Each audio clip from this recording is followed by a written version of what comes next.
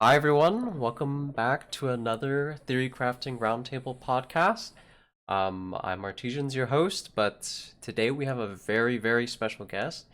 Some of you guys might know him as a League of Legends caster, and he's definitely a very well-known name in the League of Legends community, but he also does a little bit of Genshin podcast with Travis Gafford and his uh, Resin Refresh show.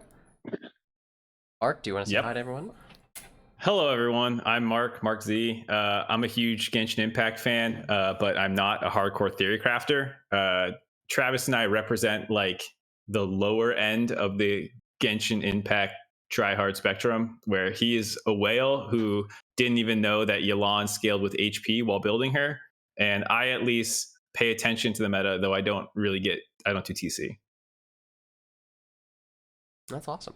Well, I mean, we've certainly always have had a wide variety of viewpoints from guests, so it's always interesting to see the viewpoints of people who aren't very well known in the theory crafting community or very well involved with it. And today we're joined by the usual Ayzel. Say hi. Hello, everyone. We're joined by Ayzel. Tenten. I'm on scuff mic because I'm on the headset. And we're also joined today by Zajef, who took a nap before this. Hello, beautiful people. I'm It's creepy well live. Hello, Okay. beautiful people. I'm well rested. I've napped. It's okay. I totally didn't just like completely destroy my sleep schedule for this. It's worth it. Don't worry. I appreciate it. Yeah. True. You're welcome, Mark. I mean, I've talked with you. You came on Resin Refresh a couple times. Tenten's been on Resin Refresh. He works in the same building as me sometimes, so I got to know him. But I think this is the first time talking with Artesians and Ayzel in real life. It was so rough because I was actually in LA, and then we were like, "Well, I get dinner," and then I was like, "I'm leaving for San Fran tonight." I'm also just terrible about like socializing. So like a couple of the other like Genshin creators have been over LA a few times, and Travis has met all of them, and I have not left my apartment once. AX was going on, wow. didn't even try to meet people. I'm a fucking shut in. Oh yeah, you didn't even come to AXS yet. Sad. Nope. Dude, I just went. I went to AX. I saw the Genshin content creators. I said hi to them. We introduced ourselves as, "Oh, we're the people behind KQM." Every time they're like, "Cool," and like that's it. Hey, we went to the social events on Sunday night. Y'all were just gone by that point. I can just see the meme of the person at the party standing in the corner with the cup, and it's like they don't know. Literally. No, I'm a Genshin theory crafter. That's hilarious. It's so doomed. But nonetheless, Well- despite how unspectacular we are in real life, maybe, KQM True. does hold quite a bit of weight these days. At least we call ourselves the premier theory crafting community in the West. Yeah.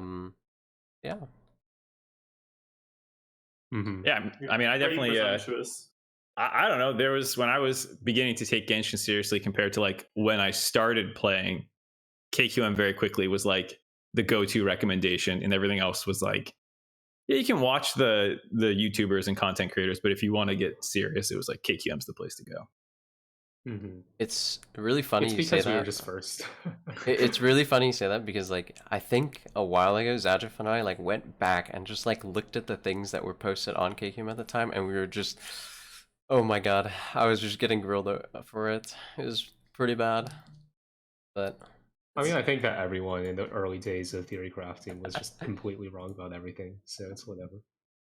So I mean, we were talking a little bit right before we started recording about like origin stories, and I was like a day 2 player, and the theory crafting back then was basically non-existent, and people just made tier lists and slapped shit on there, and everyone was like, Chi-Chi is the best healer because your healing number is the biggest.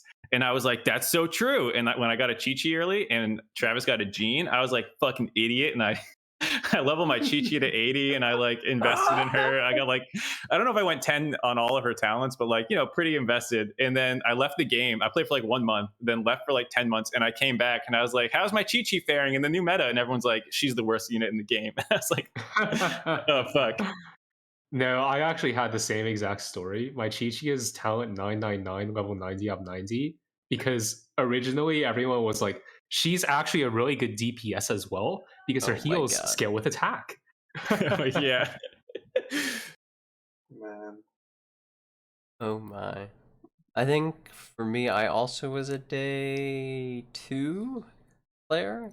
I didn't join theory crafting immediately. It took me quite a while to show up in KQM. I watched a Jin Jinx video about like how like elemental reactions were working, and he was like, "Oh, you should join KQM or listen to like Tenten," and that's how I kind of got my start. Yeah, it's very funny how quickly units rise and fall in Genshin. You would think that the game is fairly static, but I mean, we learn new things and things change all the time. Man.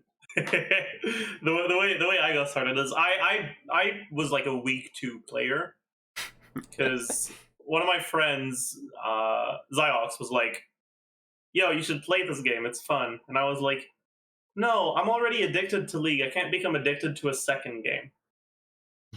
And now you're addicted to both. Well, we all know how that turned out, but oh yeah. Oh man.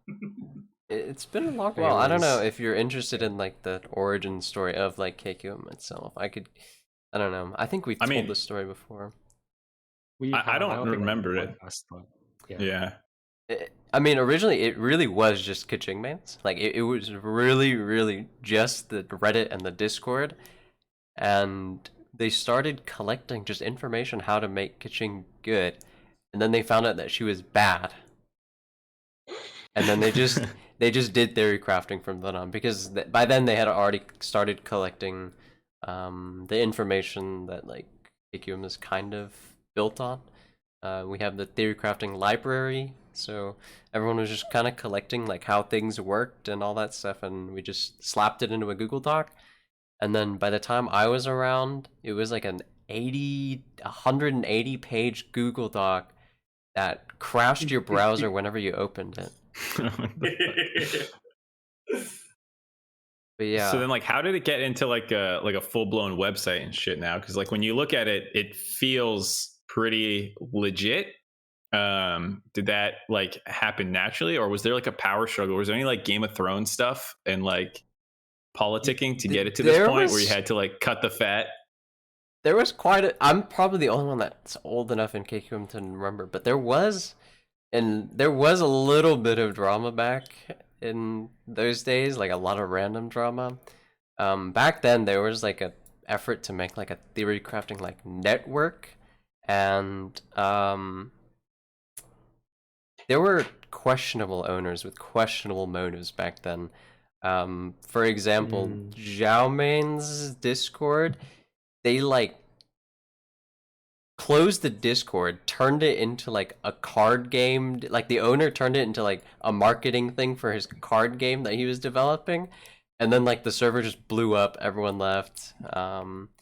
But yeah, there was a little bit of a power struggle because the theory crafting network kind of shattered, and then KQM just kind of left and went on its own. And then for how it got to like a more professional status, it was probably mostly a push from me. I pushed for a website. I pushed for writing guides. I pushed for moving the theory crafting library out of a Google Doc onto an actual website. Yeah, and it just kind of, the project spiraled out of control from there, and now I find myself in a position where I can't retire or leave.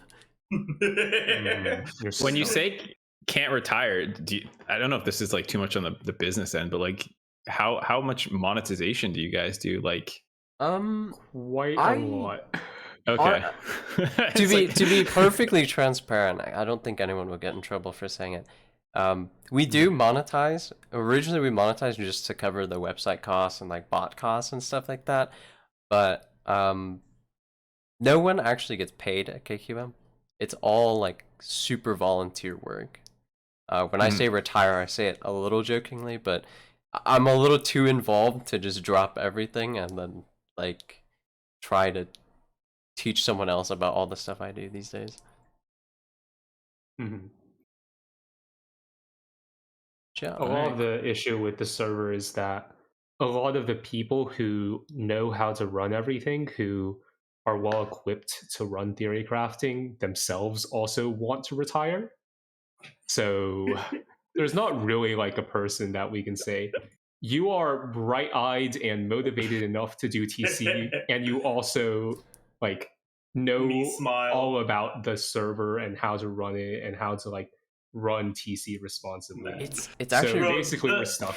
The speed at which people burn out in TC is just crazy. crazy. Like it takes like one patch of like hardcore theory crafting and just send someone off the deep end. Like they go like mental. Like I'm not even joking. Man. Like they actually go mental. We legitimately sometimes have to just ban people from the Discord because they're like they've gone nuts. Like they do great theory crafting work for like a couple patches and then they go crazy.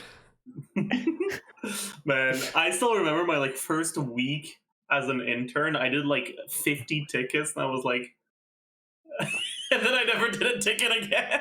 And just left. That's basically me, yeah. It's funny because like other theory crafting servers, so KQM's not the only one anymore. There's like Child Mains, Zhao Mains, or whatever, and Wangxing Funeral Parlor. They actually complain about how KQM has sucked up all the talent, burned them all out, and then there's no one left to hire anymore to help them out. So wait. Like, there's a ticket system, and people get like to volunteer do the tickets, and Yeah. then they lose their mind. Yeah, pretty there's much. like ticket submissions where people who have findings just submit them in a ticket, and then theory crafting staff looks at the tickets, reviews them, fact checks them, and all that. But sometimes some of the tickets, man.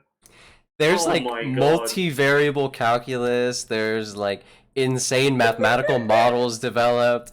There's like probability models developed. At some point, like the Genshin simulator was on in a ticket, and we just like they literally. I'm not even shitting you. They literally built another Genshin, but like that runs on your browser that just simulates it.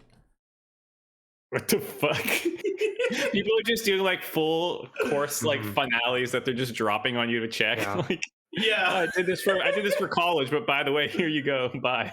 I'm not saying DC sim kick them. I'm GC almost seems certain pretty the dank. theory crafters in KQM, like they know more about the game than like the people who've actually developed it. Like there's almost no doubt in my mind the breadth of like random details that like they'll tell you about the game is insane. I'm Yeah. gonna figure out how to submit a ticket, and I'm gonna make like some partial differential equation with like Riemann geometry and shit in there that doesn't make any sense, and makes Zajef fact check it. Here's the thing. Zajef retired. I'm not actually KQM staff anymore. Damn He it! retired. It's But yeah, it's pretty hilarious. Just some of the things that we get submitted to the library, because we do have like those like you have to learn Markov chains for this ticket, but we also have the meme tickets where you have someone saying, "Hey, did you know that if you sit down in a chair at the same time you press a skill, it actually cancels the skill, triggers Bro. anything that's related to the skill cast, but doesn't actually trigger the cooldown? So Do you you can guys- cancel things with chairs." Do you guys remember Horizontal Impact? Oh my I do goodness. remember Horizon. Oh, dude, that was the best shit I've ever found. What is horizontal impact?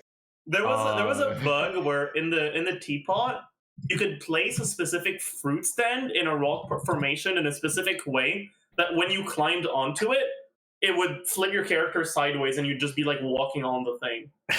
But then Yeah. you could cast your skills and burst sideways, and some of the stuff was really cool. Like Chaos Burst, usually it spins around you, right? But instead it was doing these like three spins like on different axes. and it was like making a ball around him. And then Shangling's Pyronado still spinned around you, but it spun with like, instead of being flat, it was like perpendicular. You guys need to learn how to do like wrong warps and then bring it into Abyss. It's Bruh. just Man. there's some But crazy they bugs we patched it found. out. Honestly. They patched it out. No. They did. We didn't even get apologems for that, man. Is that Tenten trying to Is speak Tenten to us from the ordering void? fucking room service? No, I was getting room service. Sorry. Wait, actually? Yeah, I'm in the hotel right now. For people that doesn't know. What'd you What's your- order? Oh my goodness. No, I'm just asking for like freshie. I see. What's your favorite thing you remember from KQM 1010? Because you used to hang out in there too. My favorite thing from KQM. I have no idea actually. Leaving.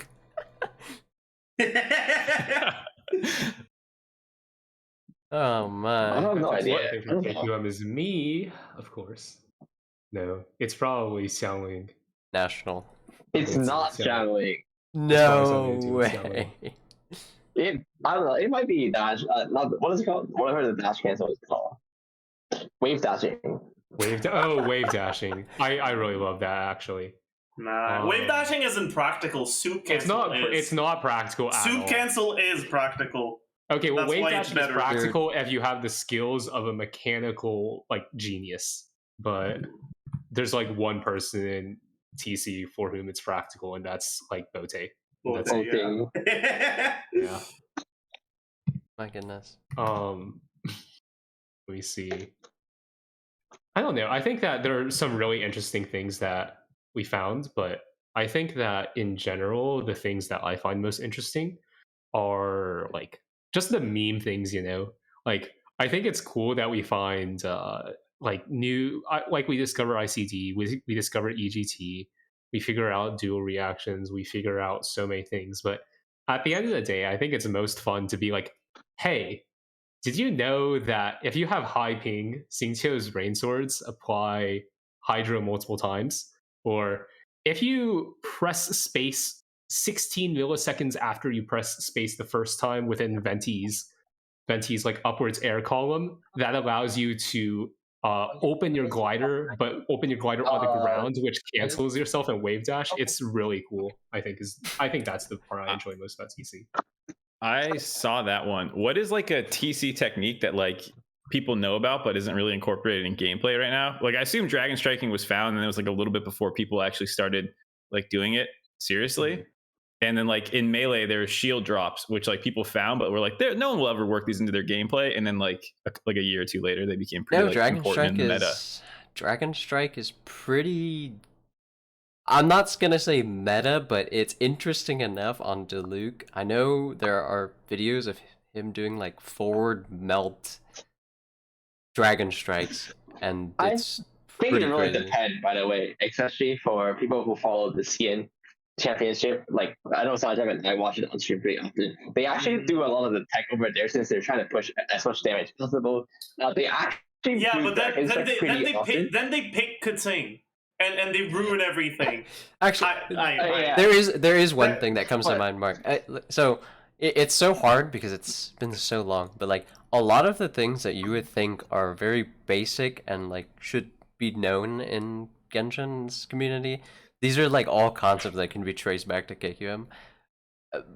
One example would be like Hu Tao's animation cancels. Back when I first found them, it was like, okay, nobody's ever going to do these. No, these is like barely efficient. It gives you like carpal tunnel. You can't really go much faster than this unless you're a real robot. And then I see someone do 11 charge attack cancels on mobile with a controller, and it's just insane the amount of stuff people like kind of pull out of TC.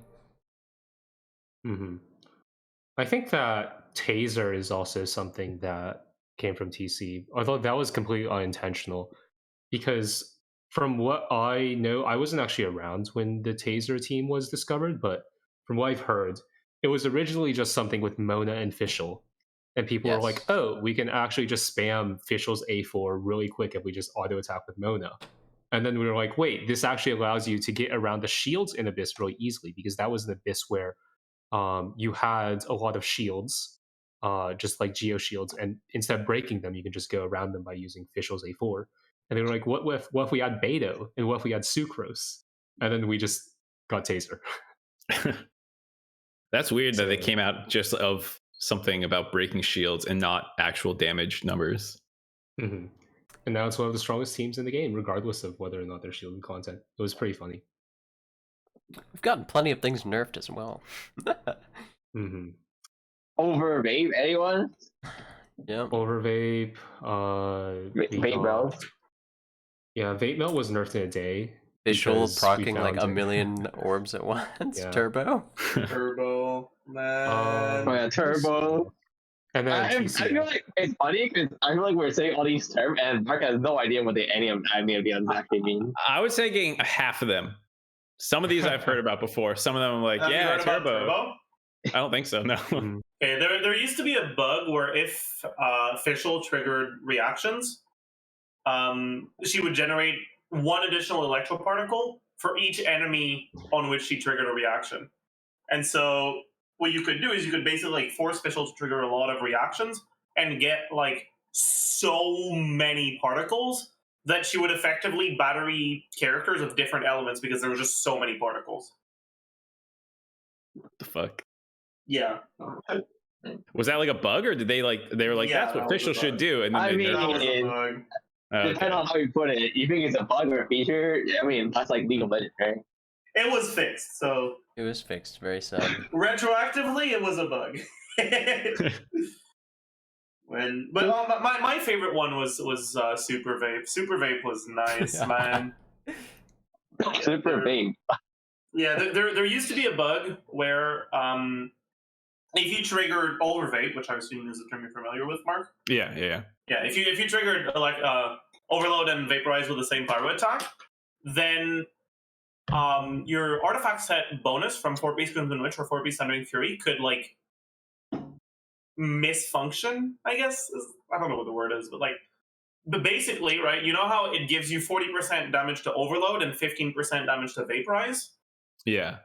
Well, it used to, when you triggered Overload and Vaporize at the same time, just give 40% damage to both. I And mean, on the Thundering Fury set, you would get 40% vape damage, even though it didn't even say vape on the set. Bennett. For that a doesn't brief actually moment. surprise me at all, because like I've done programming a fair amount. Yeah, and, it's the kind of bug that you can expect. Yeah, like you have Yeah, It's to really actually- expected. Just the first if they It's like a timer yeah, bug. or whatever the something like case that. switches to, if they're doing that, whatever switches first. If it's not It was- programmed correctly. Yeah, I'm sure they love Theory Crafters and MiHoYo or HoYoverse HQ. Who likes theory crafters? Because you guys don't like theory crafters. Mains don't like theory crafters. Devs don't like theory crafters. Who They, likes everyone theory says they crafters? don't, but they'd be doing 0 damage if they didn't. Diluc is still S tier. If they didn't, Diluc mains hate you. I mean, like, even for people who make, like, I suppose, more casual content, like, the principles that they use, like, the internal cooldown of elemental reactions, or how to put together team rotation or team compositions that are like very standard these days. Like these are all things that were born out of like pretty either KQM or KQM stealing from NGA and China. So yeah. Okay, Some theory crafting terms get passed around a lot, even the casual. Like I think a lot of people have heard of ICD at this point, or most recently we're talking about CB, which is like it's like I was because I'm in Canada, right? And then I met up with some of our friends at like a coffee shop, and they're telling me about Genshin Impact. Like they don't know I stream Genshin Impact or anything like that. They're just telling me about Genshin Impact, and they're like, "Look at my 50 CB artifact," and then just look at them. I'm like, "How do you know what that term means?" So. CV is crit value for people that I don't know if anyone doesn't know, but crit value. Yeah, good value is a lie, and you shouldn't listen to it. Do you know the story Yeah, behind that it's- actually, Zajef? Maybe. Fluffy and I were comparing our Zhao artifacts, our 4-piece VV Zhao artifacts, and we couldn't like we just didn't want to type out like our crit stuff because it was annoying, so we just made crit value because we both ran Bennett Zhao at the time, so attack didn't matter to us, and we just called it crit value. And then a ton of other people started using it for like everything else, and I think someone from KQ had posted it on Reddit, and it just exploded from there.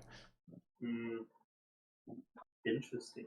Okay, But so now I do everyone have hates some it. serious questions about like stuff like that and how like you guys approach theory crafting content and whatnot, because I also make a lot of like League of Legends content, and I think there's multiple different kinds of like educational content, and like a lot of theory crafting stuff, at least from my perception of it, is very much numerical and like how to play the game correctly, which is like pretty different from what I do for League of Legends, because it's less about like here's the ideal build path for X champion. It's more like how did these 5 players make a decision and was it right or wrong, which is like a very different kind of stuff. But like the I was in the Discord watching when you guys mauled about CV, and like trickle down theory crafting is basically what it seems like, where like you guys come up with some term to use internally like that then gets spread around, and it's like a mistake. And that's something that does happen in the league scene as well, where like you start talking about something and the nuance gets lost, and you're just like, yeah, that thing, mid priority, and I'm like, oh my fucking god. And like it's very similar. So like, how do you guys worry about it, or is it like you just kind of let the environmental damage take place and try and clean it up later? It's so The one real of the question is we don't know things. how to clean it up. Yeah, one of the things about like the Genshin community is like they're not always very much aware of where these terms come from. Like they'll hear like OK Code used to watch the KQM stream, right? OK Code watches me turn on a VTuber or watches me say a word, and he'll mention it in his stream, and then their friends will mention it to other people, right? And they'll say it in another person's chat, they'll say it in Fob's chat, and then eventually it just trickles out, like you said. For us, it is worrying sometimes when we make up names and stuff like that, but in general, it's very hard for us to control the narrative when something just wants to get loose and just goes out. I feel like that is actually more the right way to go, because in a lot of the podcasts, I mean, I listen to this podcast all the time. You guys have a lot of conversations about like the responsibility and roles of TC, and like in some regards, like idiots are just going to be idiots, and you kind of just like can't control for them entirely. Or if you do, you end up like spending your time doing the thing that doesn't make you happy, or like you start watering down what you're saying because people are going to take it and run with it the wrong direction. So like I don't know how much like It's a pretty big concern, I would say. I mean, like we do sheets, right? So like we use Excel sheets, Google Sheets to like do a lot of the math that we do. And we post it, we share it with each other, but nothing stops someone from taking like a link to Zajef's like unit analysis, for example, or maybe just taking a screenshot of a tier list we do for fun and just posting it everywhere without any of the nuance. We could watermark it, we could put huge paragraphs on the side, but it doesn't matter to people who want to share like their stuff. The message just kind of telephones around, and we try usually to foresee like what's going to happen when we do these things, but the KQM can't exactly like control what every individual person who's posting in our 100,000 member Discord is going to. Yeah, man, I've just given up on tier lists altogether. They're too easy to take out of context. I'm saying you should go the other direction. It's like it's going to get taken out of context anyways. Just lean into it and have fun. The problem with that is some people get very, very mad at you, but like That's it might be that's not fun. my Go ahead, Zajef. that's not my biggest problem with it. My biggest problem with it is at the end of the day, like Genshin is a gacha game. It's meant to like its design, its business model is make you spend, make you feel like your characters aren't doing enough, and convince you to spend for more. And when your tier list is wrong, then someone's going to look at it and going to be like, okay, well, this character is really high, so I guess I'll just go for them. And if they're not good, then be like, well, shit, I'm still struggling. I guess I need to go for a 5-star weapon or a different character. Like, there is actual harm in wrong information circulating like that. This perfectly dovetails into what is my spicy take. I warned you guys I had a spicy one. Yeah. Do theory crafters pretend that they care about protecting players' primos just that they can have a moral high ground when they shit on other people's content for not being mathematically correct? 100%. Dude, it feels so good. But, like, like obviously, that's a part of it, right? Like, jokes aside, of course it is, right? Like, you feeling self-righteous is good motivation to keep doing what you're doing, right? But I at least like to believe that that's not the main driving force behind it. I think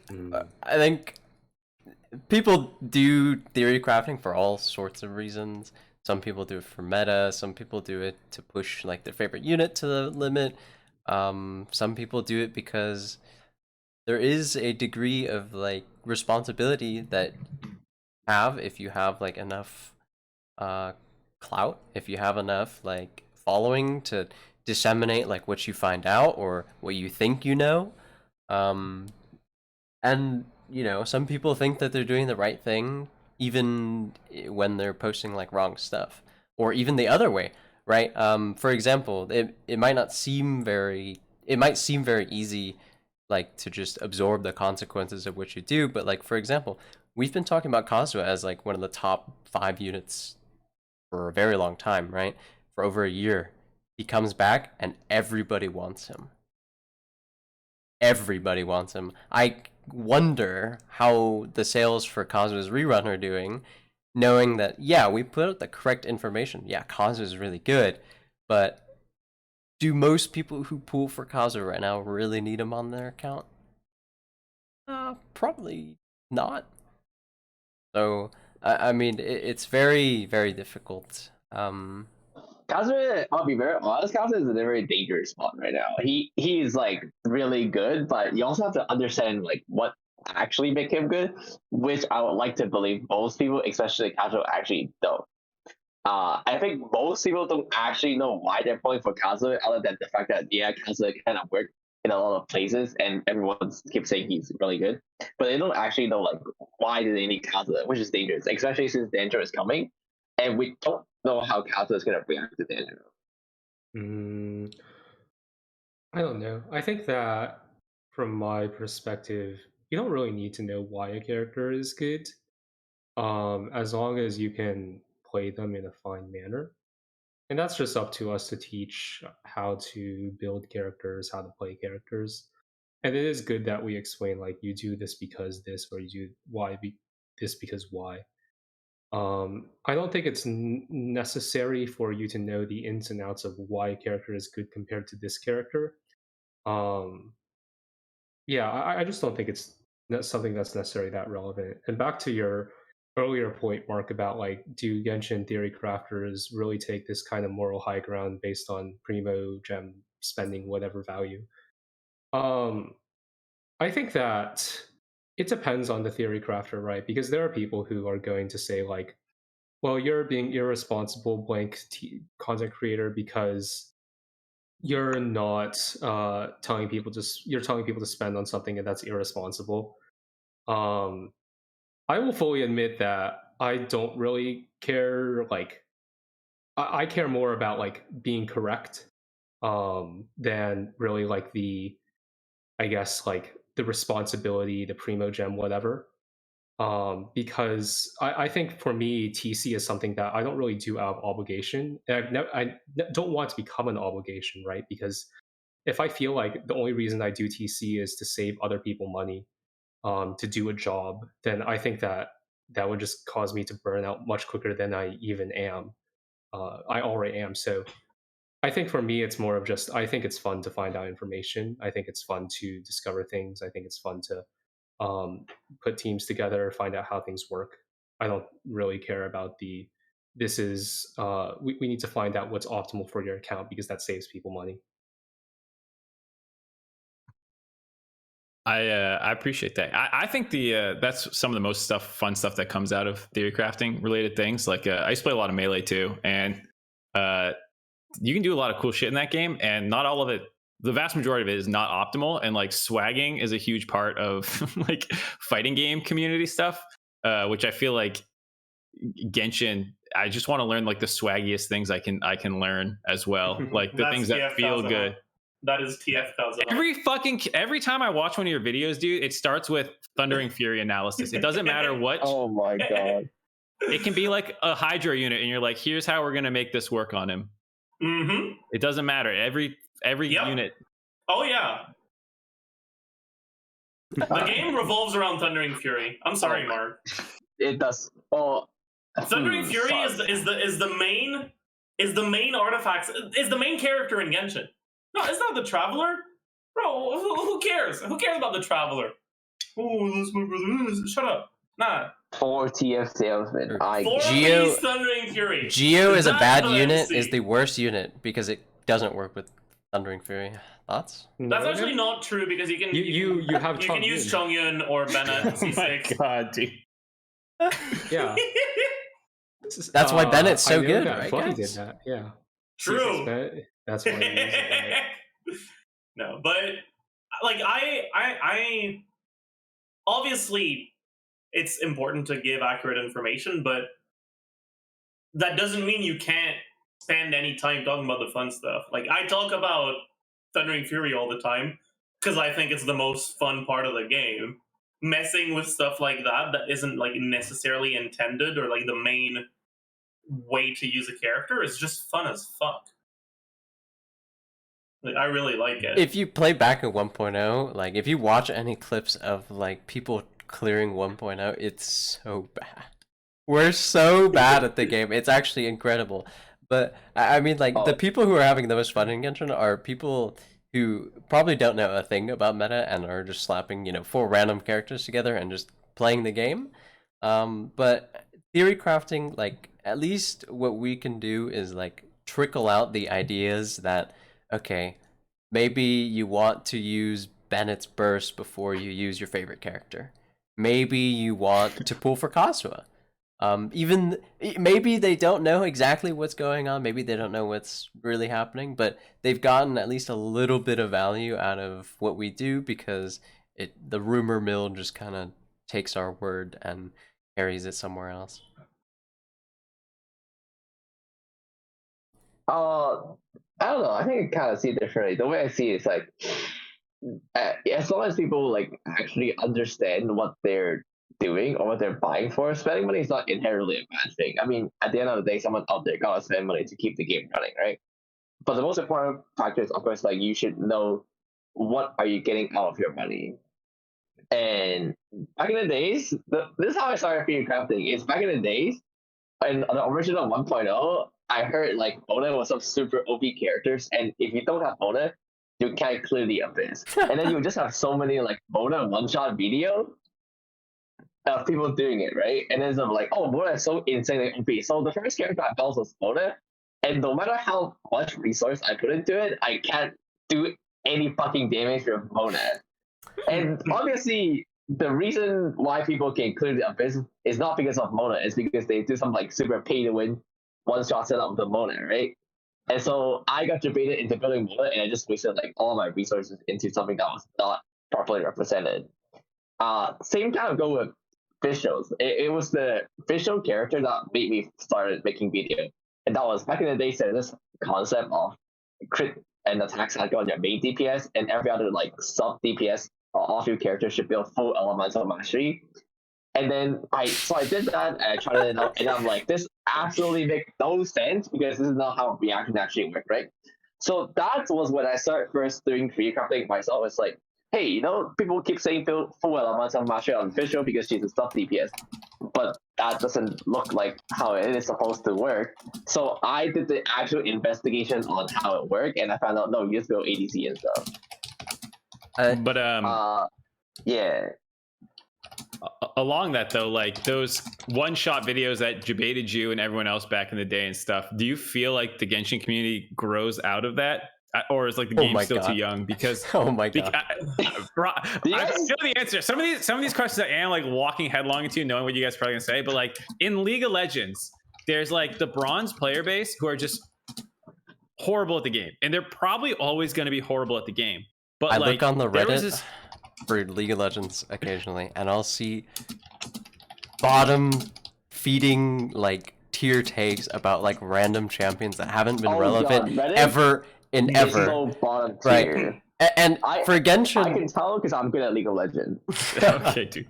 Genshin, we still suffer from things from like back in 1.0. There are people who don't like Sucrose. There are people who don't like Xiangling. There's people who still really like Diluc. Mona is still very. Sword does no damage. Yeah, these things are like very hard to escape. Which is why like first impression videos are pretty hard and scarce to do accurately or responsibly in TC. But I mean, going back, it's like all of us here do theory crafting for like very different reasons, even though we're all theory crafters, right? So like Zajef, Tenten, Ayzel, and I have very different motivations when it comes to like sending out information and stuff like that. You know how people used to judge character strength back then is they would see if that character can one-shot the Valid. I thought it was the Whopper flower, but yeah. Also the Whopper flower, yeah, and people still do that. But oh god, people were like, this character can one-shot the Whopper flower. Oh my god, it's so insane. Oh, bro, god. have you seen Hazel's 250k E? Oh, right. That sounds pretty good. I hate this concept of people just throwing out a number. People actually dare to say, wow, Hazel E can do 200k, so strong. And then I'm like, where's the context? 200k every 10 seconds with like a fucking full benefit bump and only if you crit? That doesn't look strong at all. I mean, the thing that you always need to say is a Chi-Chi can do like 600k with her burst. Does that mean Chi-Chi is a good unit? No. Yes. Yes. People unironically still think like Yes, that. okay. Like the problem, like even today, is a lot of people still think like that. It's like, wow, a lot of people like to use the statement, this character can do X number, is so good. But when in reality, like that statement is so meaningless. Raiden ult can do, people were like, oh my god, Raiden burst can do 300k instantly. I'm not saying Raiden's a bad character, but that statement itself doesn't really prove anything at all, Yeah. I think that the biggest problem is something that's present in League as well, where the biggest voices in the community, the biggest voices in the community are not necessarily the people who actually know what's going on.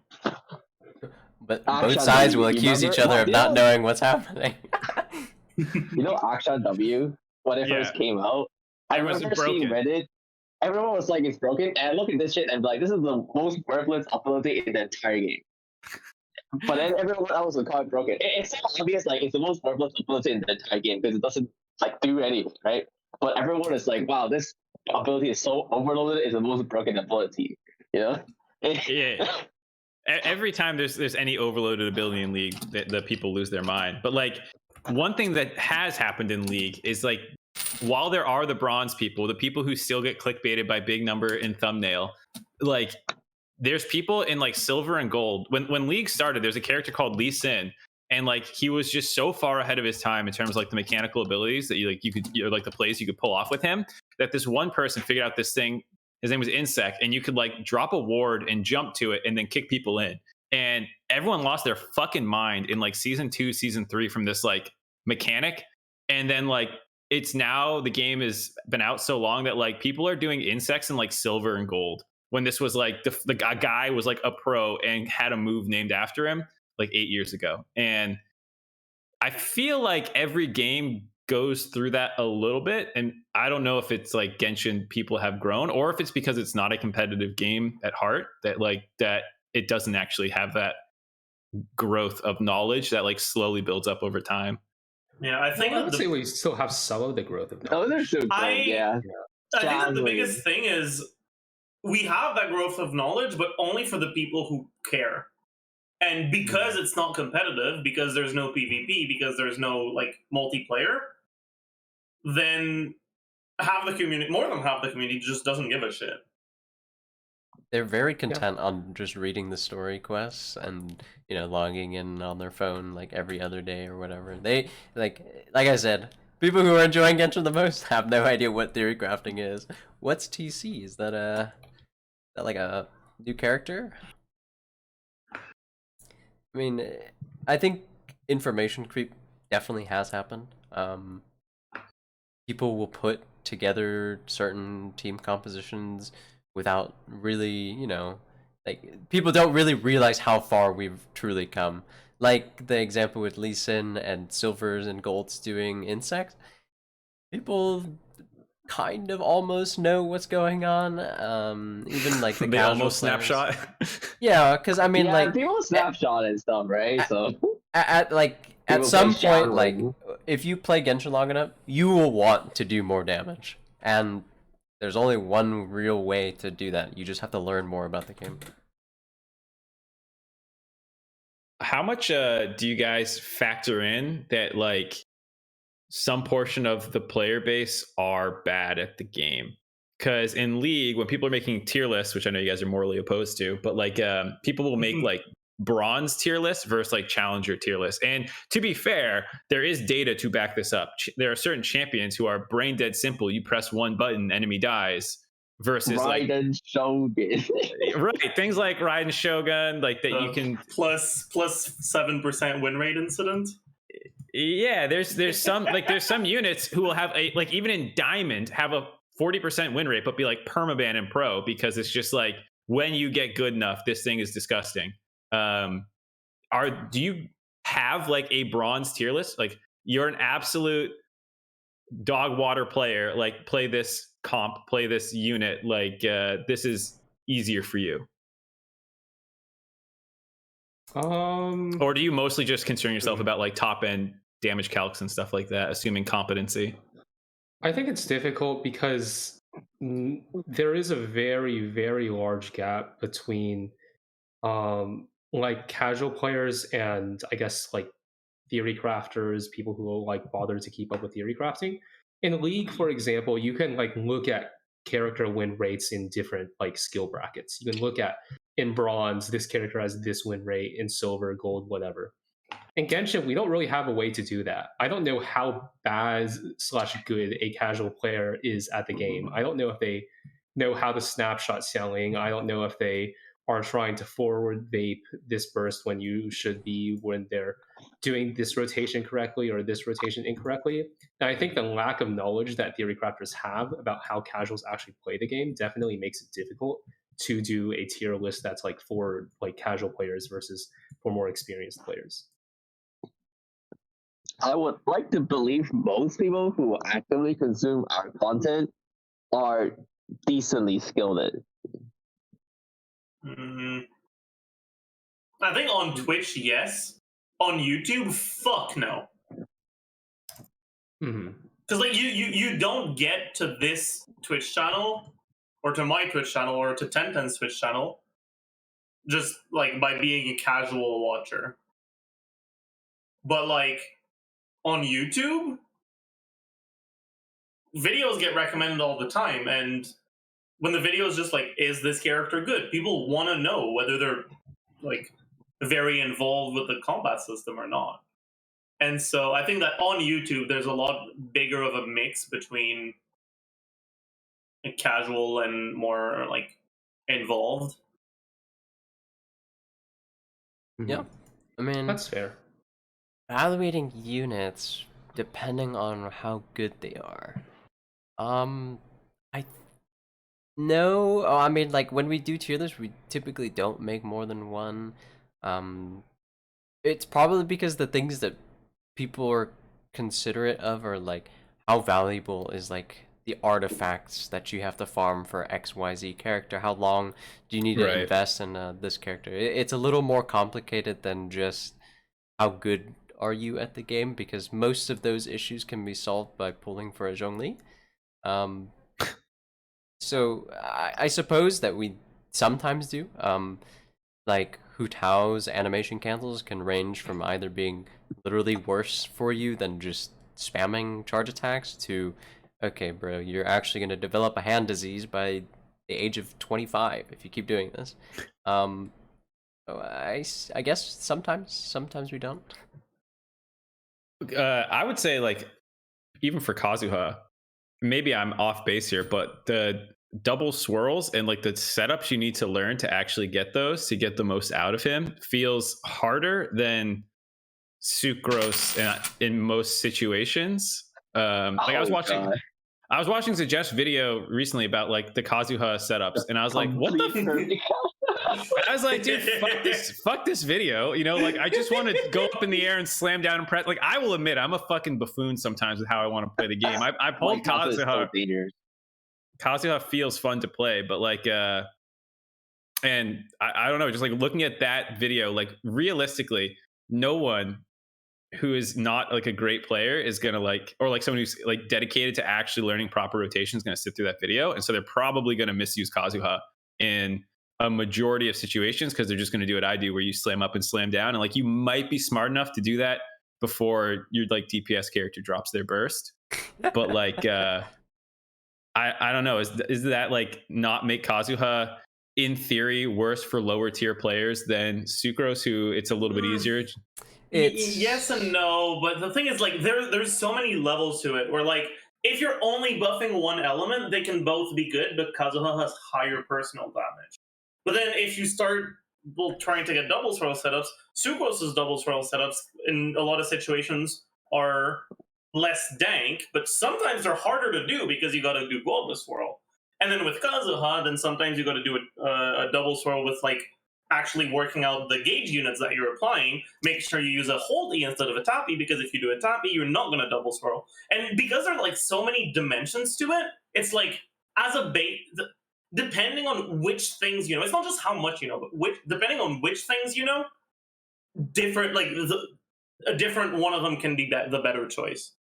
The Kazuha iceberg, bro. It really is a fucking just theory crafting iceberg. Kazuha is such an iceberg because he's fun to play and he feels easy to play on the servers because you kind of just suck everything around him.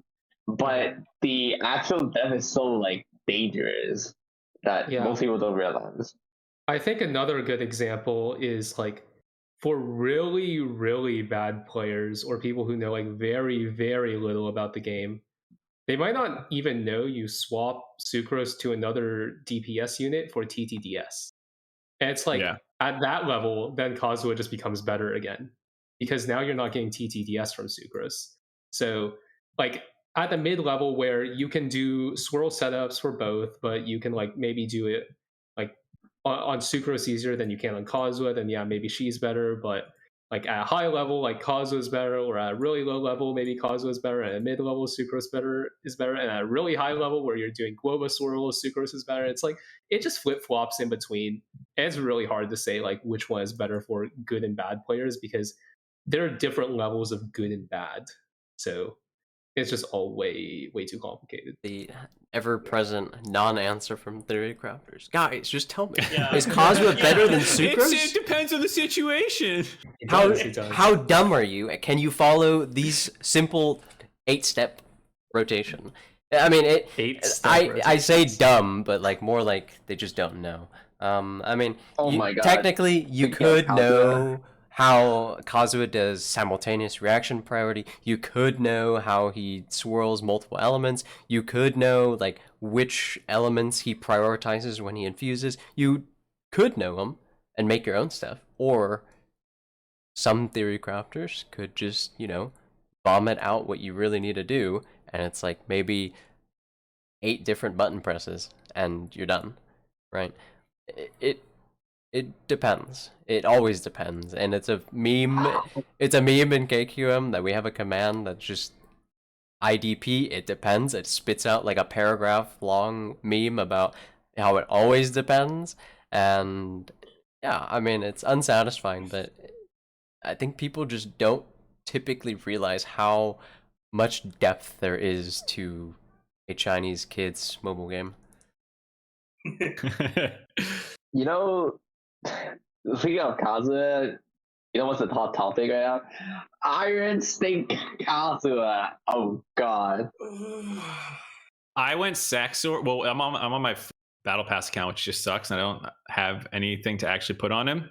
But I got a sack sword, and I actually think it's best in slot because you get to jump twice in a row, and it feels really good at C0. Just use Thunder. You know how else you can jump twice in a row? Oh Have my you heard God. about Thundering Fury? You can get C1 for free with Thundering Fury. It's great. True. We need to spend money for it. It's complicated. It really is. The difference between theory crafting for knowledge's sake versus theory crafting for like someone else's consumption, or even what your goals are for showing off this kind of stuff that we know, is it changes everything. Surprisingly. This changes everything. Yeah. This changes everything. my god. Oh god. I guess that is a good point because like all the content I make is almost always like viewer oriented, or like all my work is intended to be consumed and not necessarily knowledge for knowledge's sake. I did like one really deep dive once on like there's two items called Leandries and Morello, and it was like a huge discussion point in League back in the day. And I like Oh, went like really which one was better, right? yeah, because like if you don't know, one theoretically was better for burst damage and one was theoretically better for DPS, but like one had healing cut, and so like the burst one with its healing cut could in certain situations out damage in theory the DPS one because you reduce the healing. But you only gain the healing cut from completing the item, so sometimes it was better to stick to the 1600 component. Yeah, it was really complicated, and like basically it was like I did an insane spreadsheet because I made someone at Riot make me one, and even that was like nightmare fuel. So like just like I can see how sometimes like I made a video about it, and like I think everyone just skipped to the end to where there was like a drama piece right at the end.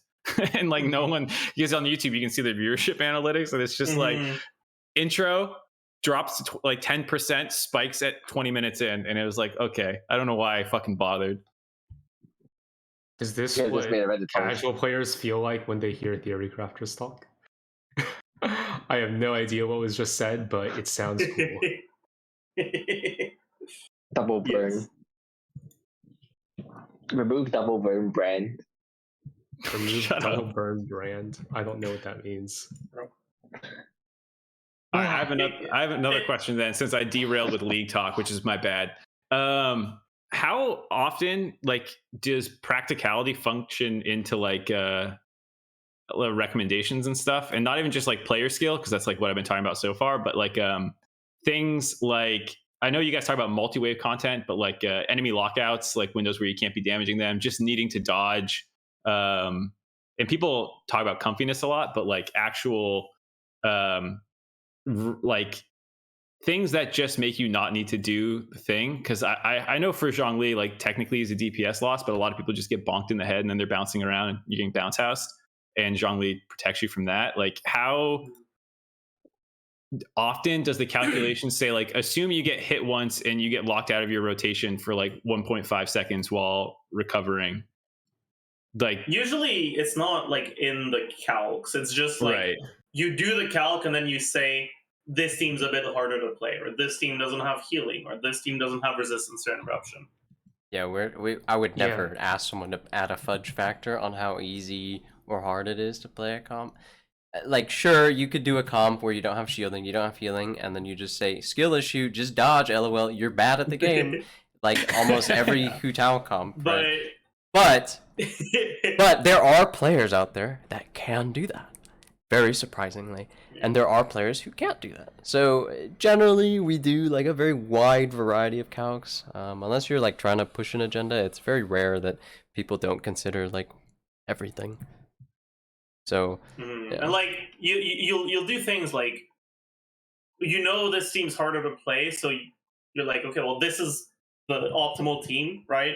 Like before we got Yelan, the optimal team for Hu Tao was basically always Hu Tao VV Vape. But we didn't have a good shielding option for Hu Tao VV Vape, so you'd end up playing Amber, Kazuha, Singso. No proper healer other than like Singso's rain swords and Hu Dao's burst, which aren't a lot of healing. No shielder. Very hard not to die. And so while that was the column that people would say like, yeah, this is generally the highest DPS column, there's also the double geo column with Zhongli if you struggle, right? Usually it's not that like the calcs themselves will include you fucking up. It's that you'll include multiple team options, some of which being easier than others.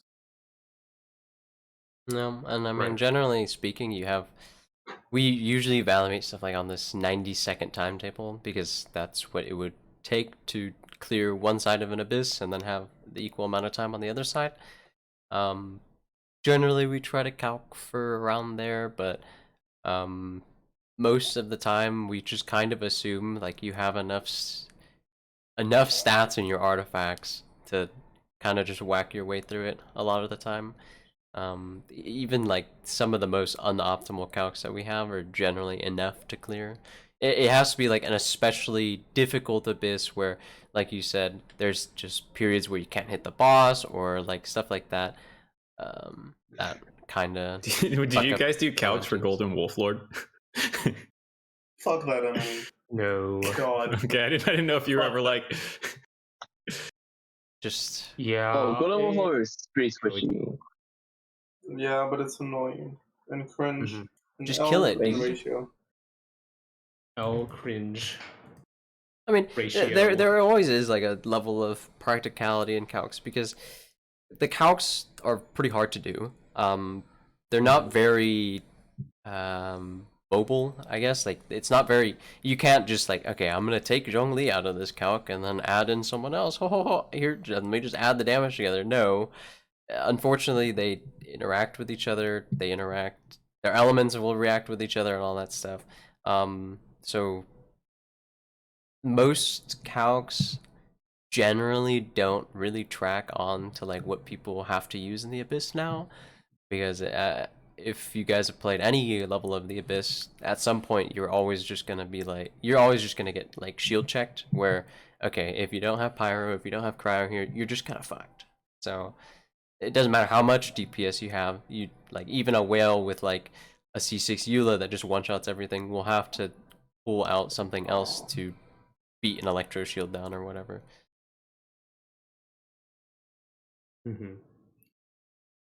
Yeah, I think that it's definitely something that's possible to calc for DPS windows, and I know that some people want to do it.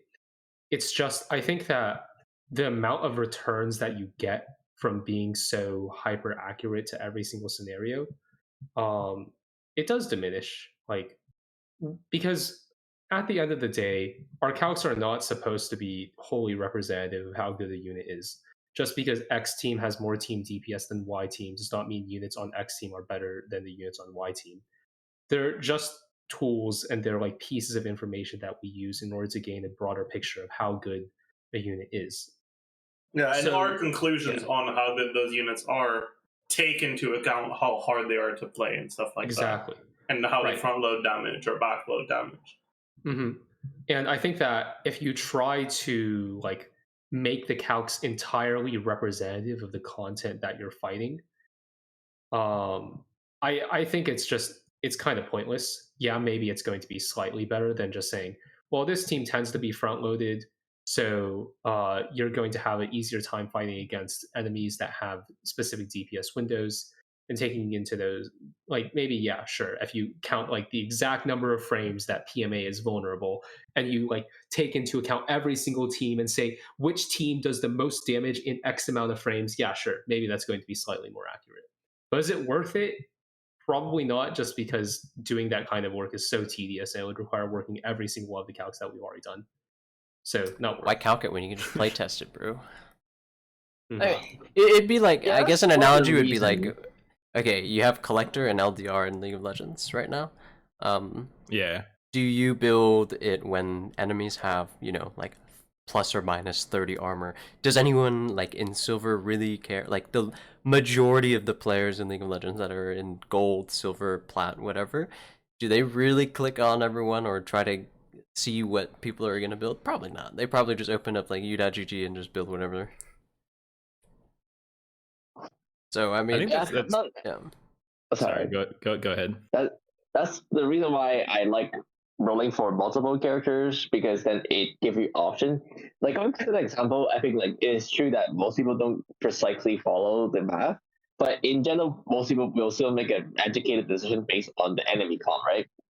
Like if you see 5 tank on the enemy, then don't build collectors. Build like the armor pen instead of building collectors. Like you don't do it like super precise. Like, oh, this armor you should build this.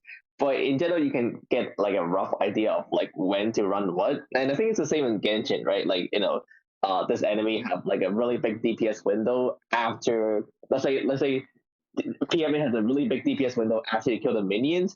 So you want to bring something that kill the minions without using a big burst, and then you kill the big burst. And so it's always good to have option. That's why I like rolling from multiple different characters. Yep. Yeah, because I think like League, the damage calcs, I mean, they can get pretty messy with like how many little effects you're getting from runes and masteries and whatnot. But what makes that game hard is more so the variability of each situation just being a fucking mess. And like how damage is not the end all be all of like what you're trying to do, where that is largely seems to be the case in Genshin.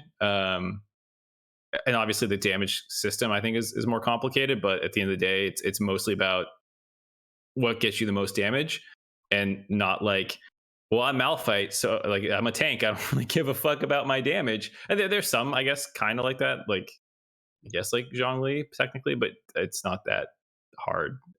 Whereas I think like itemization in League is hard, because what you even should be trying to do in that situation might not be damage. It might be like, well, I'm going to get fucking one shot by my enemy if I don't start doing this. Whereas that's, as far as I can tell, largely not a concern at all. Yeah. Like having to build Zonias in an ADC. Giga Chad. Well, I mean, just play Kaiser so you can build something on ADC. Sure. Brute and base. I swear, all these people who don't understand League have no idea what we're talking about. This is very much Zonia's Hourglass is a mage stopwatch, item baby. that gives mage statistics, mage stats. It gives ability power and some armor. Oh my god! But it has an active effect that makes you invulnerable for what, 1.5 seconds or some shit. 2.5. They fixed the variability. It's 2.5, but it used to be partially variable. You could be from between like 2.25 and 2.6. This is what we sound like when we talk about Genshin Theory crafting to normal people. Yeah, effectively, the item makes you invulnerable for a small period, which, if you're playing against an assassin, can be worth going for just for the active in the late game, even if it doesn't give you like beneficial stats. I'm gold, so I have my opinion is irrelevant. That's okay. Do you think guys think Genshin? My opinion. Sorry. Do you guys think Genshin should be pushed in a direction that tries to push other things beyond DPS calcs? Because like Abyss is the single late game thing, and it's a 90-second race against the clock to shit out enough damage. With the content we have, no. Not really. I think like but like, do you wish the developers would do something like that? Because I think the Lava Walker set is like the most underutilized set in the fucking game. In like, you should have a boss that just craps out pyro damage, and you can only survive because you built a buffed up version of Lava Walkers. But I don't think they ever will. Like I've talked about this on my stream a few times. The Ocean Hued Clam set was a massive buff to like healers in general. But it also kind of indicates that they just don't intend to make healing a necessary thing. The fact that their solution to making healers more usable was to convert healing to damage, kind of, to me, shows that they just don't intend to ever, or at least in the near future, make content where healing matters. I mean, even in like the most difficult content that Genshin has ever had, the Legend of the Vagabond sort of event, healing didn't matter at all. The difficulty in that event, the way they made it difficult, wasn't like they had the timer still, but they also one-shot you. and the DPS requirement was really high. So I mean, in general, it was like they can make difficult content. They have like the levers to do so, but it's fairly unpopular, I would say. I don't think that most players particularly enjoyed The Legend of the Vagabond Sword, although it was like very fun to theorycraft for. It provided an excellent challenge. I'm 99% sure nobody in the game enjoyed the triple Magu Kenki fight at the time. What? Oh, at that time. No, yeah, not the one in Abyss. The one in Okay. Unpopular opinion, I actually did like it. But I recognize that's not a widely shared view. Have you ever done that, Mark? You don't know what that? Do you know what that is? I think I came back right after the Vagabond event, so I didn't get to play it. It's the ice field. Oh god, the ice field of doom. The reason why I liked it was because the way that I cleared it was I just bum rushed it with Xiangling Beta Bennett like child or something. And it just cleared it in like half the time that was allotted, or like a third of the time. So I didn't have to care about the ice field because I was high enough invested in all those units that it just didn't matter. Which is a whale take. So yeah. But didn't they also like throw a bunch of like nerfs at your characters that made it feels bad made too? Yep. I just wailed hard enough that it didn't matter. See, the thing is, even if it increases your like cooldowns or something like that, or increases your energy recharge, or decreases the amount of energy you get, it doesn't matter if you actually just one rotate it and just kill everything. Exactly. But for, I would say, the majority of Genshin players at the time, they probably did not have anything remotely close to being able to do that. So in general, like, these combat events are just not that popular if they're too difficult. And I don't think MiHoYo intends to like do an expansion of the Abyss or anything like that. No leaderboards or anything like that, despite like Honkai Impact, like their other games having it. I think I suspect like the person who's in charge of Genshin Impact probably doesn't want anything. Isn't it something like 2% of players beat or 36-star Abyss, if even? Or is it like, I forget what isn't it something like that? I have no idea what the statistics are, honestly, but 2% wouldn't surprise me. I imagine it's that might have been 2% from like one of those usage sites as well, which was garbage in its own right. Usage, like. Yes, Tenten, we know your opinions on it. Match. I mean, it happens. I mean, the game is what it is. We still theorycraft to help people like reach their own personal damage goals and stuff. You know, maybe they're just curious about the game. They want to learn how to play it better. I mean, not everyone needs to play the way we play. So, speaking of helping people reach their damage goals, I have a friend who's a bit of a fellow theory crafter, and he was wondering who should Ayzel slot in for in mono ANEMO. What did I just hear? What? I would probably have it be like Ayzel, Kazuha, Venti, Jean. Is I think what you would probably want. But also mono ANEMO is not something that I do theory crafting for. Yes, it's not good. Travis, it's Travis. He's obsessed with that. He's got C3 Gene. He wants to run a mono ANEMO comp. And do you guys think C4 Gene? Do you think that's the intended playstyle with Cursed Blade coming out with Kazuha rerun? True. I actually watched the Zajef 77. I actually watched the Zajef 77 video on Kazuha, and now I'm going to level up Cursed Blade to level 90 for him. Bro, I don't understand why they make Cursed Blade. They named it correctly. It's truly cursed. Oh my god, dude. Zajef is just dying over here.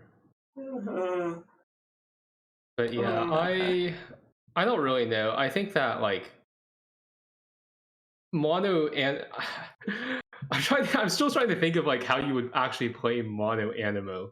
The Like- thing is, mono ANEMO is never optimal because ANEMO units rely on swirl, and swirl is broken. Actually, Yeah, no, you should it- at least no, bring one you just- non-animal unit. At you least just for the play bubble. against a Kairagi and pray he does the charge blade attack and True. drops a pyro Mhm. thing on the ground. But if like you want to force it anyways, you probably just want to do like Shao, Jean, Sucrose, whatever the hell in the Yeah. last one. Yeah, Travis okay. is malding in chat about What how if you they eat- didn't rely on swirl? Play Geo. What about Hazo? Bro, Hazel without swirl, troll despair, hold E. Oh. Oh yeah, you would have to just hold his E. That sounds rough. Oh no. You would just use him. I mean, if you don't have the ability to pick up an aura off someone and you have like a Kazu or a Venti you can infuse and constantly apply aura, then you are way, way better off just using him as a like TT. Yeah, you disruptor. you guys are stuck in the past, bro. There's so many enemies that have shields and apply elements like all over the place. Surely, True. mono ANEMO isn't if that you looked bad. at Abyss right now, how many of the sides have things that bring their own aura? Actually, can check. I'm in the game right now. I mean, Enough. PMA doesn't have Enough for mono ANEMO. PMA doesn't have anything. You I give that. Yeah. You only need it on one half though. Only one half needs 3 out of 3 with mono. The thing is, it doesn't matter that you can cryo swirl on 12 too, because they're cryo slimes. They're not gonna take damage from cryo swirls. Yeah. Yeah, but Mono Hazo is still ANEMO gonna on side swirl it, 2 bro. is And so first. he's gonna get his declension stacks anyways.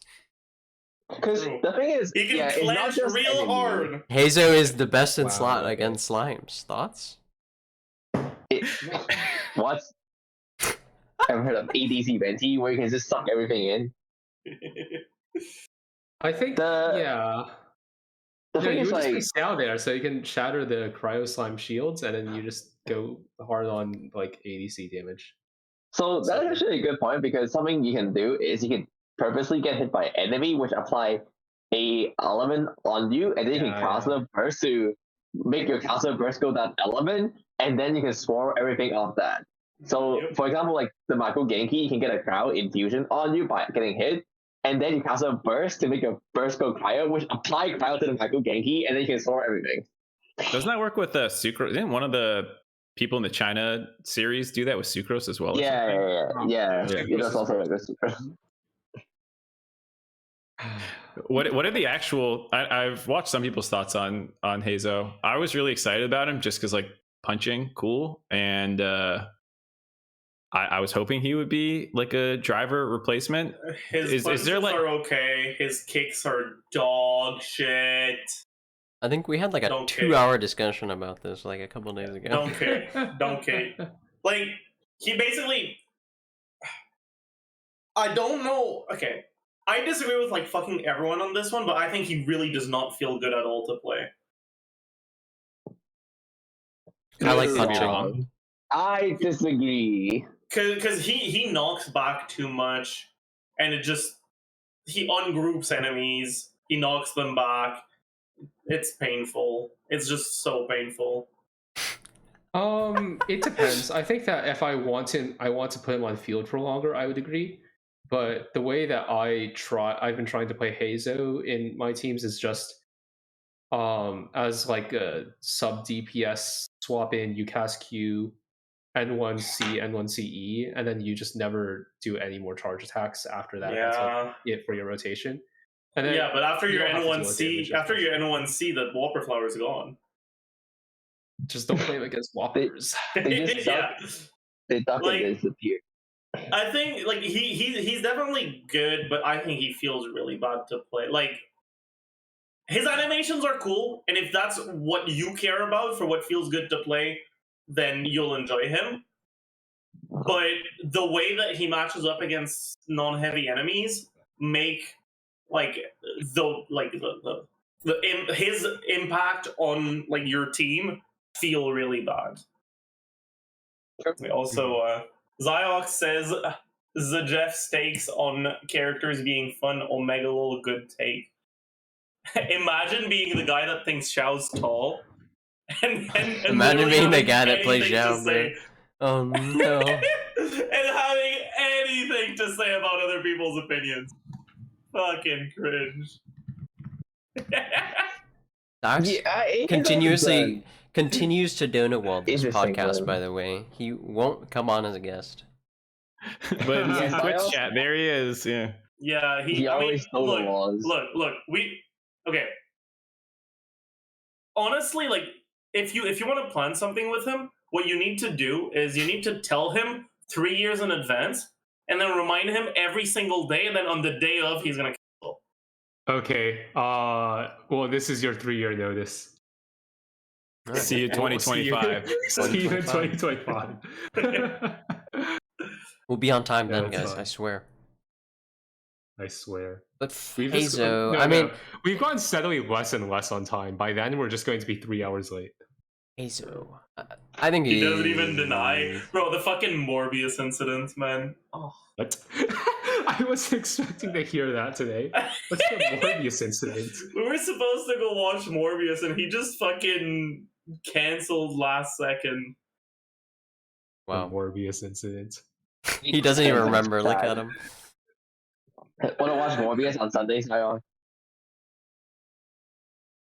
Oh wait, yeah, you're in Canada right now. I forgot. I actually tried to watch it at home, and it was a massive mistake. It's not even like funny bad. It's Yeah, like It's that's just bad, the thing. bad. You can't watch it at home. You have to watch it in theaters. If you don't watch it in theaters, you're not there for the experience, and so all you're doing is you're watching a shit movie. But if you go in theaters, it's like you got a morb all over the empty theater. You know. I don't think I've Oh, morbed God. anywhere. I think Anyway, Ziox actually has perms to join this VC, so he could literally just join in and just shit on you at any point. That's okay. We're so I am off topic. ready to kick him. I am like very ready to kick him. Anyways. Can I kick people? I can. Easy You can. clap. You have Can that someone info. kick Zajef first? Unmod Zajef and I joined. Actually, I passed over ownership of this server to Art, so Art's the only one that can do it. So you've got to convince Art, not me. It's not your turn, Mr. Given that my next question was going to be about Eye of Perception, maybe it's better that we let this derail with Ziox coming on. No, I don't understand. Okay, Eye of wait, no. Eye of Perception is underrated. I was Is that your playing. hot take? I was Huh? playing on my free to play, and I was like, "What should I build?" Or my shitty second account, and I got an Eye of Perception right before I got Hazo, and I was like, "Wait a minute, what if I built this?" Were you guys here for the Yeah. meme with Physical Barbara? Oh god. It's so Rather bad. talk about Eye of Perception. Well, it's more interesting than talking about Ziox, that's for sure. Wow. I mean, if we wanted to go back to Hazo, I think Ziox really just got called less interesting than Eye of Perception. I think I've never even seen the Hazo. animation. I think in general, people consider Hazo to be not the best unit. Unfortunately, he's still useful. EM shares, TTDS holding. He's an ANEMO unit. He can't really go wrong, but he probably doesn't currently have like a very optimal place. But you I mean, can if you don't have sucrose, then you can it's not too bad. optimize him personally to make him like useful enough to play him, you know? Like you can enjoy playing Hazo perfectly fine. That's kind of the other part of theory crafting. Not just to evaluate a unit for their meta, but to find how a unit can be played. Yeah, I mean One of the things that I appreciate for theory crafting as well is like it lets me know how much of a dumbass I'm about to be, and like properly set my own expectations. Like, are there any calcs done if, for example, like Taser, which I think is what people were expecting Hazo to be running the most anyways, like swapping out like a beta official Xingqiu have you version ever with him? Like, Okay, I want you to What- what's the visualize something. question? He asked like if how there's much any calcs on DPS Taser. loss? Yeah. It So kind let of me- isn't a DPS loss. let me visualize real quick before we get into like discussing it. Have you ever played like a Taser comp like and paid attention to how many numbers there are on your screen? Oh yeah. That's what's We have- got me going. We would have to count those. So typically we don't actually have that many calcs on Taser. Taser's have- more of a feel. Yeah, we have it's- exactly it's- one calc for a Taser team, and it's because Terra bothered to count numbers for 3 hours for Sukokomon. For one comp. Yeah. But yeah, like from what I've seen, it seems to actually like bigger number, but it's like imagine, right? Hazo's like Jax, and Sucrose is Jax with Caitlyn's range, and like maybe 5% less. Do you play Genshin Impact? I know I came from the league scene, but like, No. I understand that Sucrose is ranged and Hazo is not. Yeah, but like it is like a massive issue that Hazo is like melee, because he's melee and his AoE on his attacks is incredibly small. So even though like technically, if you are hitting all of the enemies that Sucrose would be hitting, and well they're heavy so they don't get knocked back, he can perform better. In practice, he just fucking doesn't, like, ever. True, kind of true, because Sucrose would always have more uptime, big range, and better gripping. What about the fact that Sucrose is a stamina gas guzzler and feels like Just don't charge attack. okay, It's still better. tragic. Yeah. Sucrose is underrated. Consistent. Yeah. The I don't old think that's 1.0 really in itis dispute. brew. Mm-hmm. Sucrose, I think Sucrose is the one Guys, character like, that people it's- still underrate. Like, because I think now people generally know Bennett is good. People generally know Xingqiu is good. Well, But people still... I think people underrate Xingqiu, Really? but they know Xingqiu is one of the best characters in the game. Mhm. I think they don't like fully understand Xingqiu, but you know, the people know he's good, so I guess that's good enough. But yeah, Sucrose is like, oh no. Sucrose and Fischl, they're just... Fischl is the best. Fischl has character out there. gone up and down like 4 different times in like the 2 years the game's been out. 1.0, everyone's like, she's the shit. And I was like, damn, I wish I had Official. And then I came back and people were like, it's kind of whatever. And now she's hot again, I guess. Yep. Fischl is. There's some calc on CN that I saw really recently right now that is like, by putting Fischl into any B price comp, you can make it like really good over be alive again. Like namely, like either the League or Yomian were the two characters who have problem. Wacky. Wouldn't be surprised, honestly. People really do not like understand how good Fischl is, because it's not just her Oz, it's also her A4. And the like the amount that you can just spam her A4 in some teams is tremendous. Like, I remember Zajef said this before, but in Taser, it's not really Beidou. It's really just Fischl. Mhm. Like, the amount of damage that Fischl contributes in Taser is like gigantic. People were always like, oh, you want TTDS onto Beidou and maximize Beidou's damage, and it's like, well, sure, but also Fischl is dealing so much damage in that team, it's crazy. You said you don't think that people know Sucrose is good. I admit that, like, I'm not as in the know on like general Genshin perceptions, but has that not shifted in the last like 4 or 5 months? I feel like people talk It's about it better than all it the time. was. Yeah, But like, they it's don't better than it appreciate was. her for like being in the top like 5 units. Like the Yeah. disparity between people's perception of units is quite wide sometimes. People think that Zhongli is really strong, but when we consider the things like theory crafting considers important, he ends up middling out. But for Sucrose, it's the opposite, right? People think she's good. Maybe they don't understand why. Everyone says she's good. No one really bothers to show her off, and it's pretty hard to tell what she's doing most of the time because elemental mastery is kind of hard to see. VV is not very obvious, but all things considered, we would put Sucrose like at the pinnacle, like with Venti, with Sucrose, with Kazuha, with Bennett. Yeah. Yeah, like people understand and mostly know that. Wow, yeah, Sucrose is like maybe one of the best 5 4-stars in the game. What they don't understand is the best 5 4-stars in the game are better than the 5 stars. All of them. You know how you could change perception of her is recommend her to new players. When I was doing my second account, I got an early Sucrose, and she's actually nuts for early game because you can She just swirl really shit. is. And so Yeah. you just juice her up with levels because she also doesn't care as much about like getting good artifacts and shit on her. Mhm. And like she actually carries the early game so hard, and you're gonna make all these people get brainwashed into realizing how strong she is if you start the game with a Sucrose and just make her your Yep. main on field. Because all your Actually- cooldowns suck, all your ER sucks. Like you can't actually play any team comp correctly. And so you just throw elemental gauges on shit and then you swap back to Sucrose and swirl. It's actually the best way to play the game early on. If you don't have Sucrose, you do it with ANEMO MC, but once you get Sucrose, it just gets so much better. Actually, Mark, the real way to change the perception is to just do tier lists. Okay. So you say you're not wrong, actually. I watched your guys' fucking Sucrose tier list video top that you tier. did.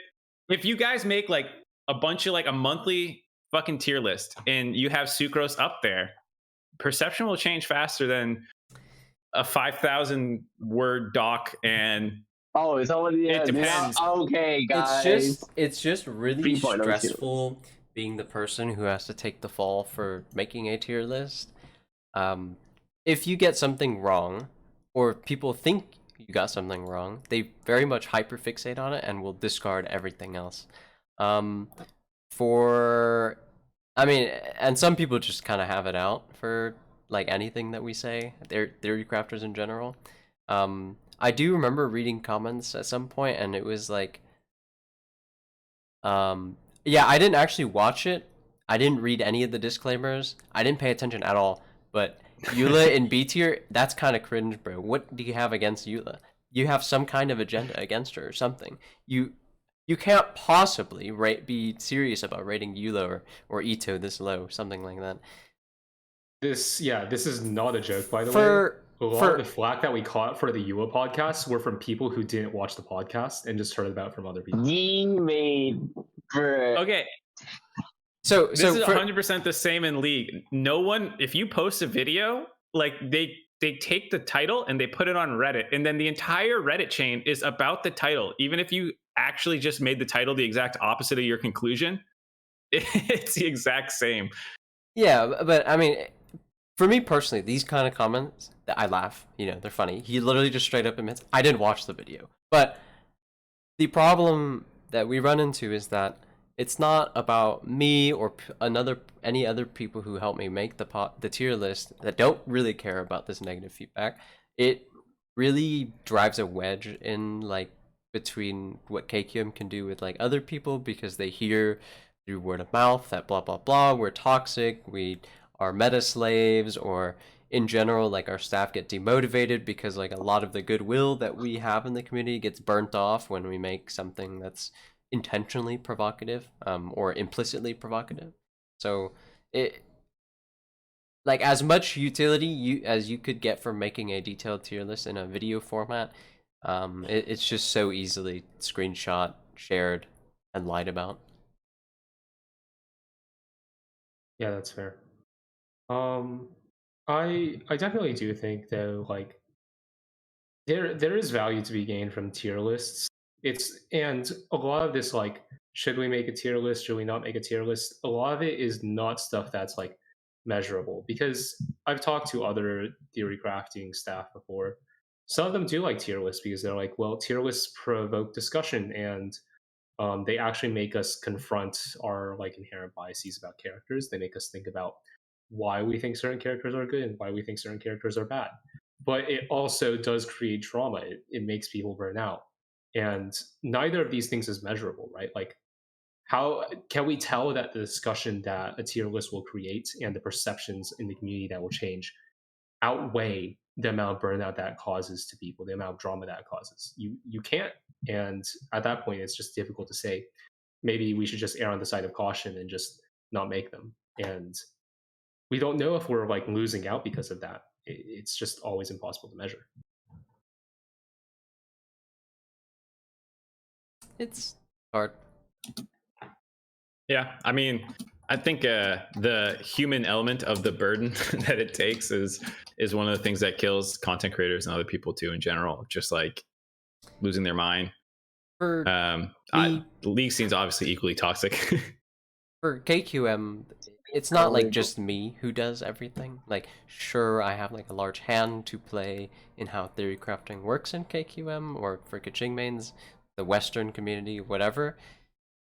There's still people that, you know, work or volunteer at KQM, and like it's a hard decision to make to just single-handedly like start chipping away at what people consider to be KQM. What is like and I don't know if this is what you want to share, but like how much of your traffic, or like how comparable is like your reach with the main website and articles to streams and YouTube videos, and or like how much of it is like actually word of mouth, where like 10% of the information that gets out is actually people who read it, but then like regurgitation. I don't have the stats on hand, but I know the website has like over, I think, 2 million unique visitors a month. Holy fuck. Yeah, our website gets like a lot of views. It's probably the biggest like thing that we have by far. Yeah, and even our theory crafting library, which is literally just like a text document with like different folders, is like a couple, like 10,000, 20,000, sometimes a couple 100,000.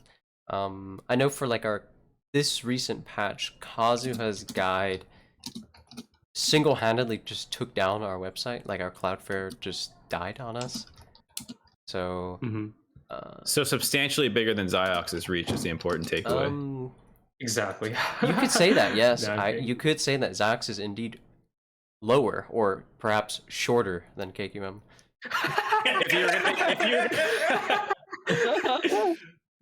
gonna make a Genshin information tier list, you'd have to go B tier, I guess, for you guys. Maybe. Ooh, what if? Wait a minute. B this for is a below. new idea. What if you make the front page of KQM the brand new tier list with Sucrose at the top? We are actually Oh my God. redesigning the website and stuff, so it's Oh Think a yeah, lot, yeah. the new design is cool. Your feedback has been taken into consideration. We will get back to you shortly. But our Bringing reach, back Taven style our exchange. reach is surprisingly wide, I think. I know people, like, if I say something in a Discord channel, someone will come back to me in like a week telling me like, okay, who the fucking KQM said this stupid shit? Why the fuck are you letting people say this stuff? And it's like, okay, wait, I said that like a week ago, bro. So I mean, it does put into context, like, at least for me, I don't know, but like, the YouTube is not the end all be all, because it's just a lot more public facing. When you see a video gets 300,000 views and an article is, well, Twitch chat's illiterate, so like, who knows? And I mean, some like one of the funnier stories about our reach actually is that we had, for our like one of our member celebrations for I think 50,000 users, we had a fake leak competition. So people would make like art, God. they would write up all this stuff about them, and what happened was someone made a very real looking leak, like really, really good looking leak.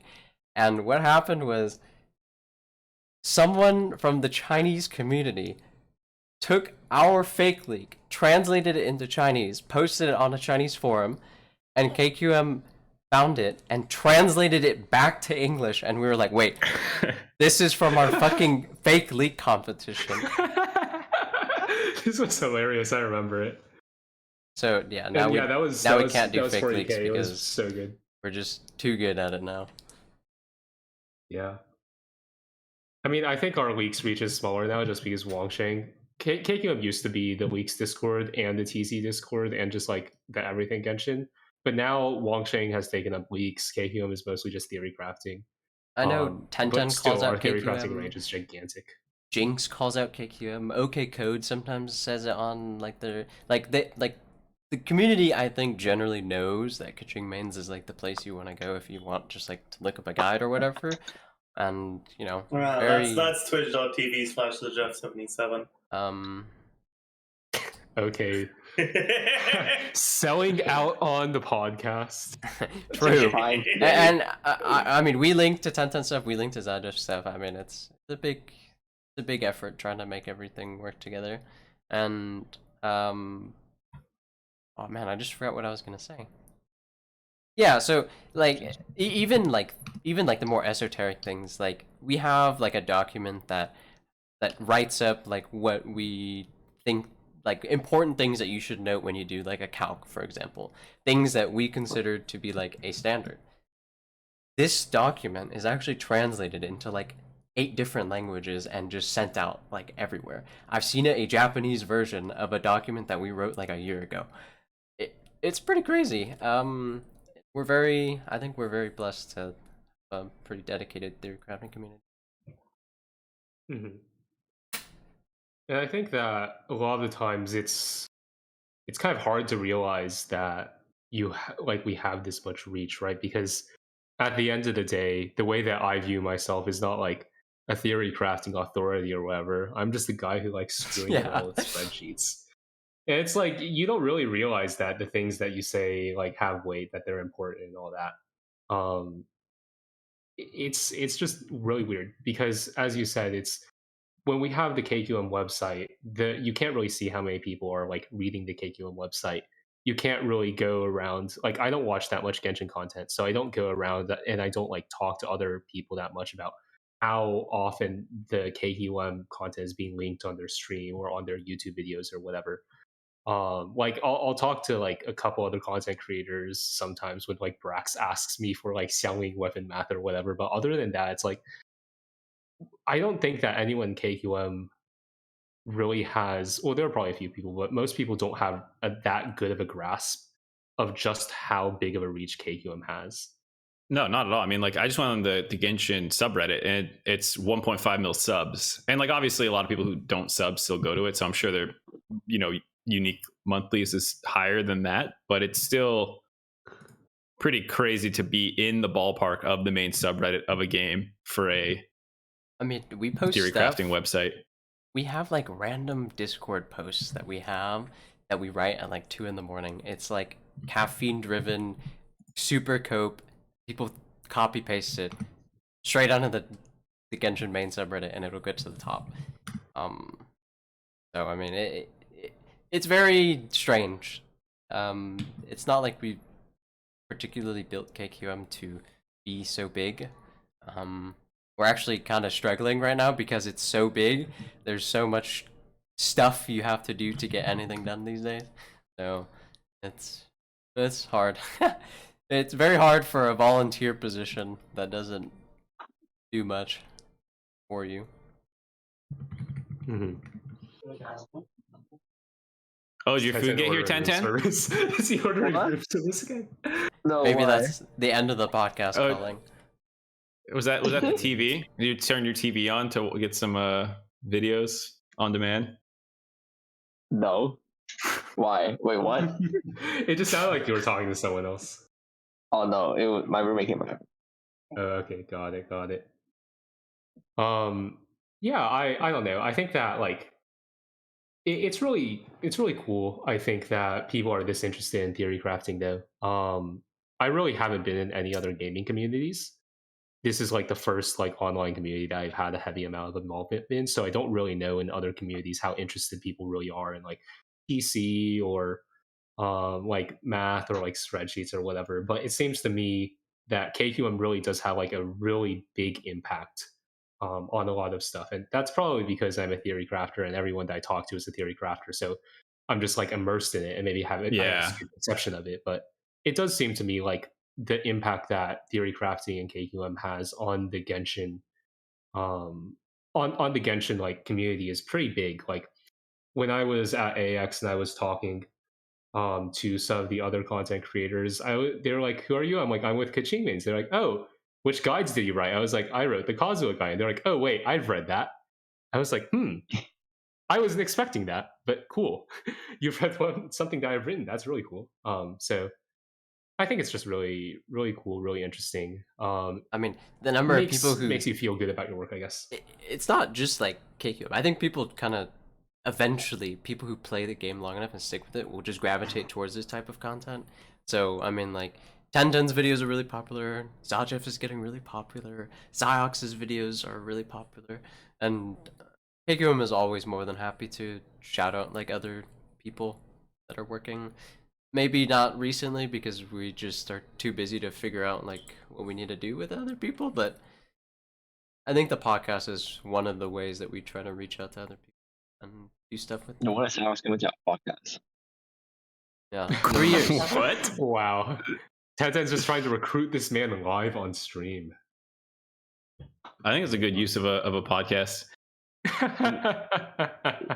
This is no longer the Mark Zimmerman podcast. I don't This care. is the recruit Ziox onto the podcast. I would say this would be the most successful use I could have been to this podcast, is if it led to Ziox being on the next one, and if people can peer pressure him.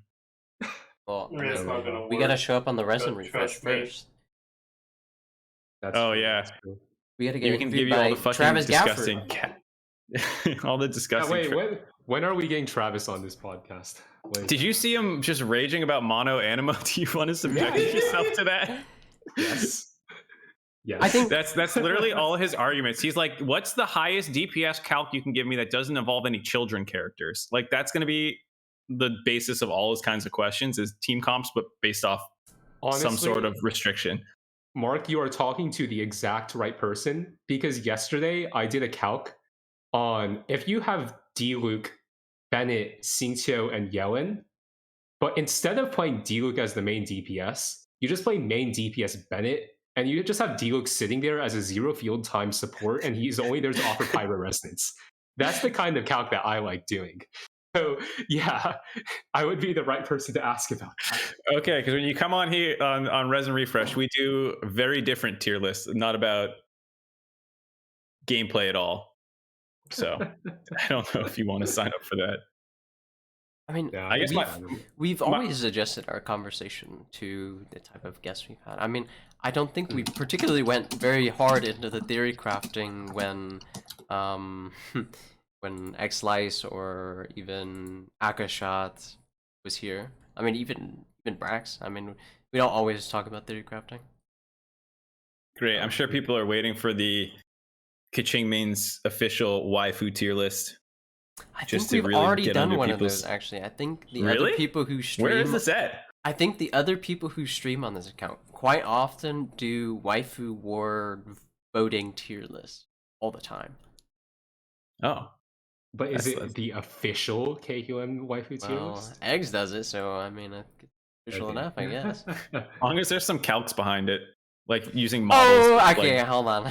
Oh my god. Okay, so we Oh, actually, no. we Oh, okay. no. This No, is no, like no, no, no, no, no. we actually had to. No. We actually No. had to get rid of No. this very recently. You joke about it, but we actually had for a very long time a ticket where people did like actual measurements on character models, but we had to get rid of it because it was very A very weird. specific part of character models. You could do less less lewd versions, like how often characters repeat their phrases, aka Yai Miko getting knocked down a tier because you just hear right here, right now, How often approximately does Klee say 6 times in. "Where's Dodoko"? How often in Japanese? You see, What? Then Was that the official end of the podcast? Is that what that signaled? how many times does Zhao? How often does Zhao say "lament"? What are the Lament. How often does Kaya say balls?